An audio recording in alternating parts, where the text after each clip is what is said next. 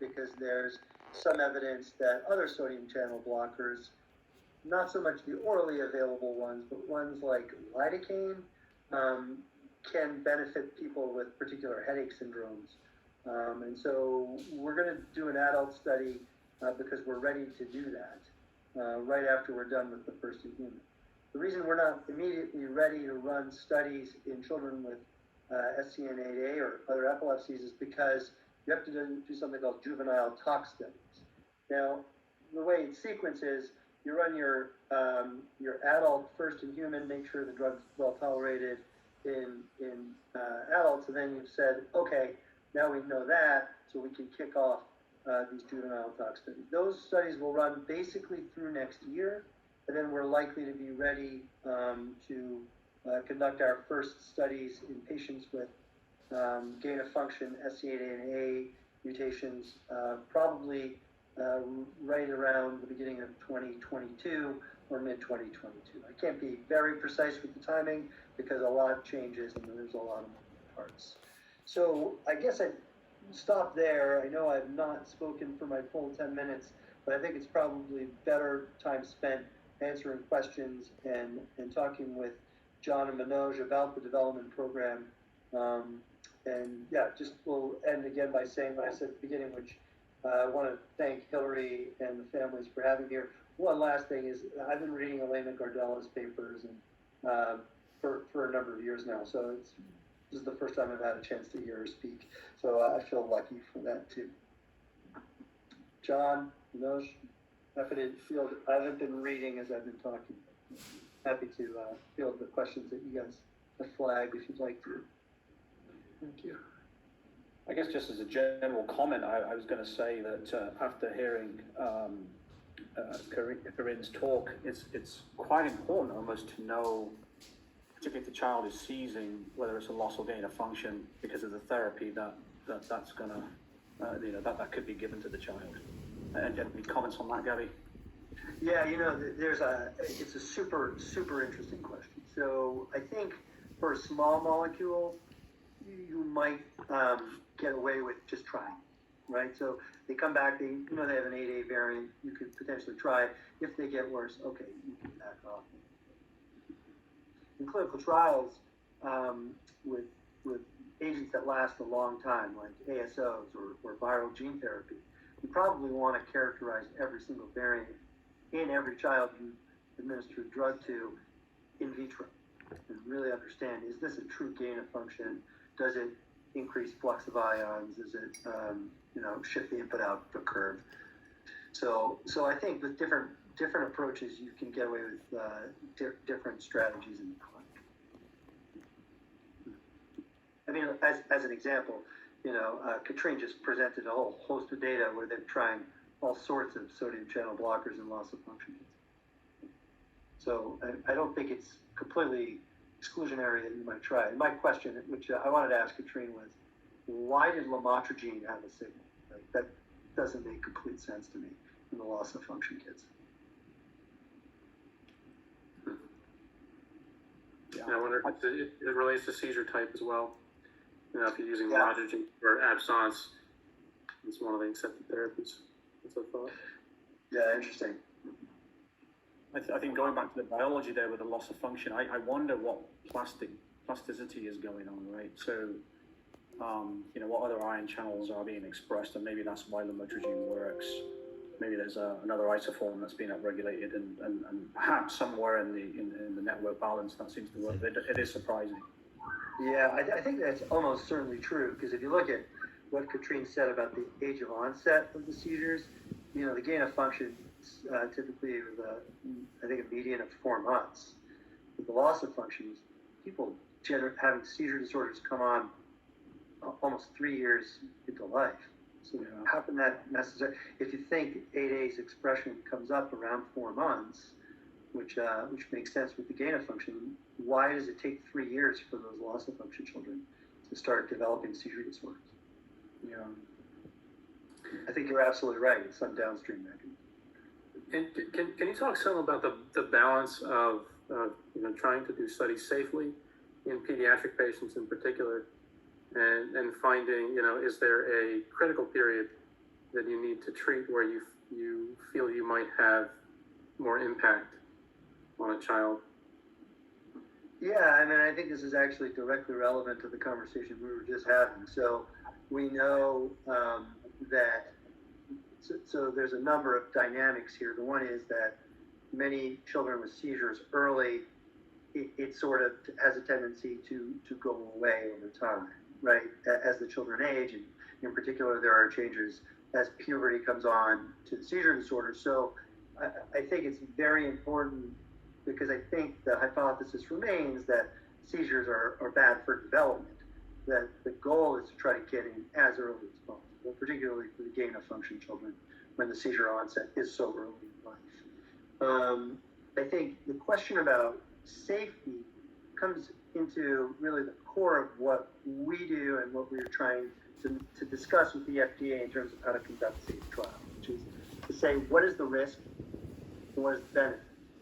And I think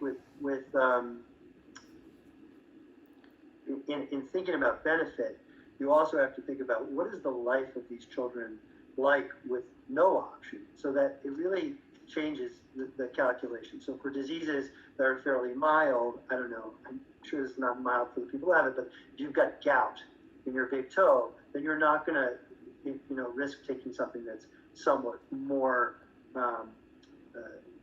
could generate more adverse events. But, if you've got really a condition which leaves children with so many struggles, I think you'd be willing to try something a little bit more aggressive.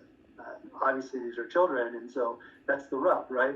Whereas if you had an adult with the same very severe condition, you'd say, okay, we're going to go super strong at it. But these are children early in life with a whole life ahead of them. And so I think, we really struggle with understanding that risk-benefit calculation perfectly. But I can tell you that the mechanics of, getting that sort of juvenile tox studies, seeing if this is safe in young animals, and then bringing it into the clinic. So all of these considerations are going together. But, if you had a perfectly safe drug, we would want to go as early as possible, try to limit the impact of the seizures have on the child. Did I answer your question? Yes, definitely. Thank you. Let's see some other questions in the chat. One just came up about whether or not a child will be able to enter clinical trial while on current medications. I think a question arises from that. What medications might be reasonable to include as concomitant medications in a clinical trial. That might be something which is a little hard to discuss.